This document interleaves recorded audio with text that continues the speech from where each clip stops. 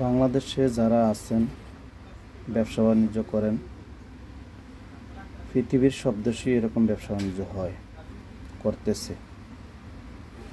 আর বাংলাদেশে থাইকা যারা বিদেশিকেও ইনসার্ট করা কথা বলেন, তারা ভুল।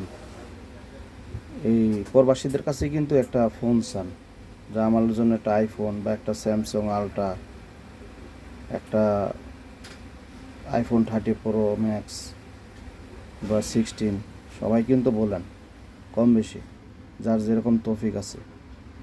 কিন্তু প্রবাসীরা যে দামে একটা ফোন ইউজ করে, বাংলাদেশে একজন মানুষ 1 লাখ টাকা মাসে কামায় ওই একটা দামি ফোন ইউজ করতে পারে না।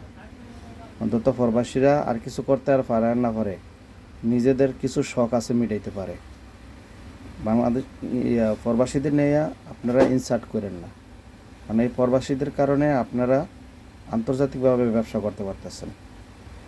আপনারা যদি প্রবাসীদের নিয়ে উল্টাপাল্টা কথা বলেন যে টয়লেট পরিষ্কার করে, আর ভাই বলতে পারেন আপনি যে এত কষ্ট করতে বিদেশ যাবেন কেন, দেশের বাড়িতে এই কষ্টটা করেন, তাইলে আপনার দেশে ভালো হবে, ফ্যামিলির সাথে থাকতে পারলেন। আপনারা কেন এগুনা বলেন যে টয়লেট, আর ভাই টয়লেট কি সবাই পরিষ্কার করে?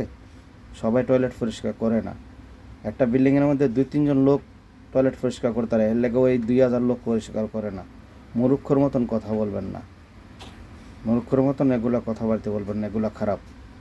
কারণ সব দেশের পৃথিবীর এমন কোনো দেশের মানুষ নেই যে টয়লেট পরিষ্কার করে না। টয়লেট পরিষ্কার ছাড়া কোনো পৃথিবীর কোনো দেশ নাই। তাহলে আপনি কেন ইনসার্ট করে কথা বলবেন? এই এখতিয়ার আপনারা কে দিছে? আর আমরা প্রবাসে আছি বিদায় আপনারা দেশে ভালো আছেন, ভালো খাইতে পারতেছেন, নাহলে আপনাদের ফোন দিয়ে তেনা থাকতো না। এর জন্য প্রবাসীদের নিয়ে একটু কথা বললে হিসাব করে কথা বলবেন, ইনসার্ট করবেন না, মহব্বতের সহিত কথা বলবেন, আদবের সহিত ভালোবাসা দিয়ে কথা বলবেন। আপনি কোট প্যান্ট পরা এমন কিছু হয়ে যান না গা, আপনার কোট প্যান্ট আপনার কাজে লাগবে, অন্যজনের কাজে লাগবে না। কিন্তু প্রবাসীদেরকে দেশের জন্য, ফ্যামিলির জন্য কাজে লাগে। আপনি কোট প্যান্ট পরে দেশে চলতেছেন না, এটা আপনার দেশের জন্য কোনো কাজে আসতেছে না।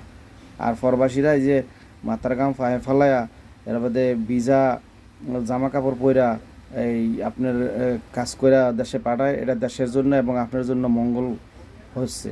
বিদায় আপনি এই ধরনের কথাবার্তা আপনারা বলবেন না। যারা দেশে আছেন উল্টাপাল্টা, পারলে একটু ভালোবাসা দিবেন, উৎসাহ দিবেন, কিন্তু উল্টাপাল্টা কথা বলবেন না, অপমানজনক কোনো কথা বলবেন না।